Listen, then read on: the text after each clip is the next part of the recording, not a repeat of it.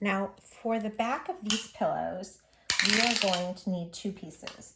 This is about 20 inches long, so divided by 2, 10, and then we are going to need 5/8 of an inch on each side. So 10 and 5/8. I'm going to add 10 and 3/4 and I'll trim just so I am on the safe side. So we just need two pieces, 20 by 10 and 3/4 a piece. Once you have your two pieces cut and quilted, if you're going to quilt them or you have your fusible fleece on them, the next thing that you're going to want to do is baste them right sides together using a 5/8 seam allowance. Now that you have your seams sewn together, you're just going to press this open.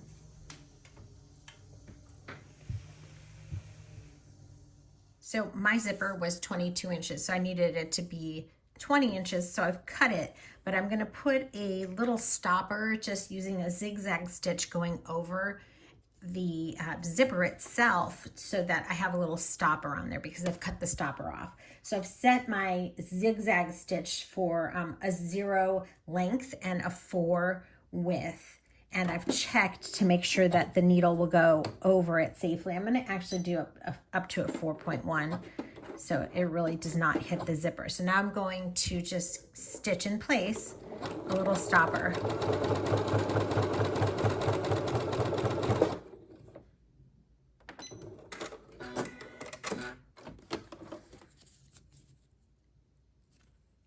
Okay, so the next thing that you want to do, if you have directional fabric, you make sure your fabric is right side up, and then you're going to flip it over.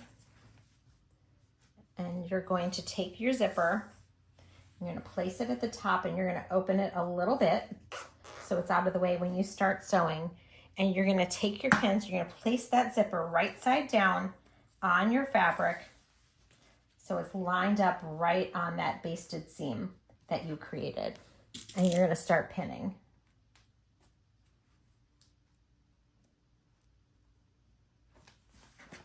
And then I go all the way down.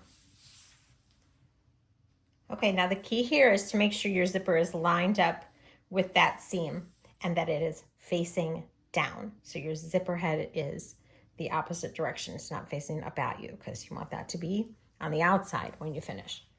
Okay, now I'm at the machine with my zipper foot on. I have my stitch length extended just a little bit and because it's thick fabric, and I have the zipper pinned to the opposite side there. And now I'm just going to sew all the way down at about this distance, and I'm going to feel for where that zipper is along the way. Now I know the zipper head is just a little bit down here, so I'm going to be careful when I get down there. But let's just start nice and slow.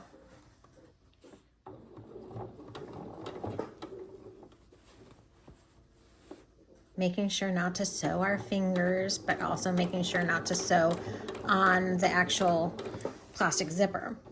So heading down, and here's that zipper head right here. Now when I get to it, I'm going to push it behind the foot. Otherwise, the stitch will go like this. So what I'm going to do now is I'm almost there, a couple more stitches. I'm going to pop this up, I'm going to reach underneath, and I'm going to use my nail. I've got a pin somewhere here. Yeah, I just want to make sure I'm not pinning myself, and so I'm taking my nail and I'm just pushing it behind the foot. Okay, now it's behind the foot, but I'm coming up to a pin, so we don't want to sew over a pin, but we're going to get there first. I'm also flattening this as I go so it's not puffy when I finish. And I'm just going to reach under and pull that pin out. And then I'm going to keep going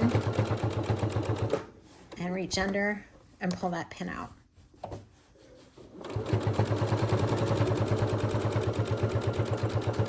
All the way down to the bottom. Now that's sewn on the one side, and I'm just going to head back up the other side from the bottom. I'm still making sure that that zipper is where it's supposed to be.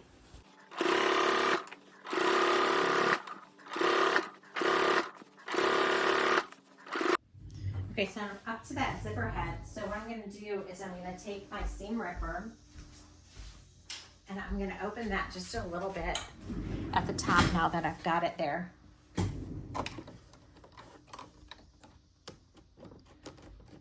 there. And I'm gonna push that zipper behind the foot. There. Now I can nice and smoothly finish it, and I'm also holding that zipper in place.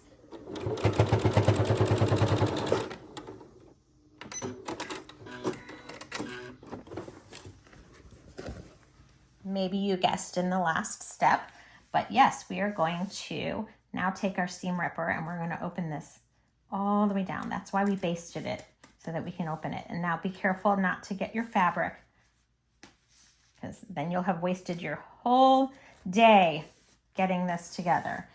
But you know, so don't tear that fabric, but you want to open that seam up